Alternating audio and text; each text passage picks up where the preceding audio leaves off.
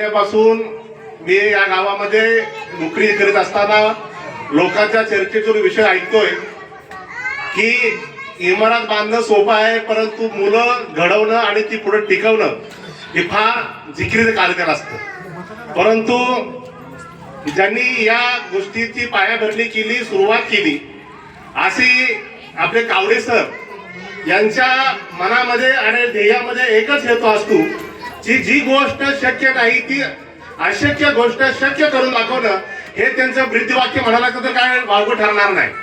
आज 1 महिन्यामध्ये त्यांनी पायाभरणी करून शाळेची इमारत बांधकाम पूर्ण केली आणि 30 ते 35 मुलांची ऍडमिशन करून या ठिकाणी एक छोटस रोपटं त्या शिंगणापूरमध्ये लावलेलं आहे.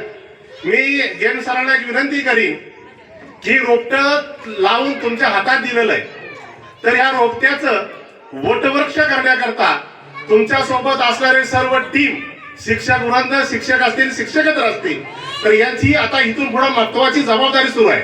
सरांनी रोपटं लावलेलं आहे, तुमच्या हातात दिलेलं आहे. हे रोपटं मोठं करायचं का या माळरानावरती पुन्हा त्याला कमी करायचं, हे जैन सर तुमच्या इथून पुढे जबाबदारी झालेलं आहे.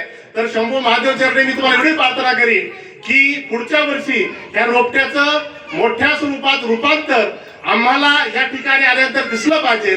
त्यासमोर थोडं समोर जे पालक बसलेले आहेत आणि जे उपस्थित पालक नसतील त्यांना सुद्धा कळलं पाहिजे की आम्ही ज्या गोष्टी समजत होतो त्याप्रमाणे नसून या ठिकाणी काहीतरी अत्यंत चांगल्या पद्धतीनं देखणं आणि लहान मुलाला समजेल्या भाषेमध्ये या ठिकाणी शिक्षण दिलं जातं आणि मुलांना अत्यंत चांगल्या पद्धतीनं शिकवलं जातं. असं समाजामध्ये आणि गावामध्ये, आणि नुसतं गावामध्येच नसून तर पंचक्रोशीमध्ये सुद्धा या शाळेचा नावलौकिक होईल एवढी तुम्ही जर या ठिकाणी मनापासून जर या ठिकाणी सेवा केली तरी तुमचा प्रयत्न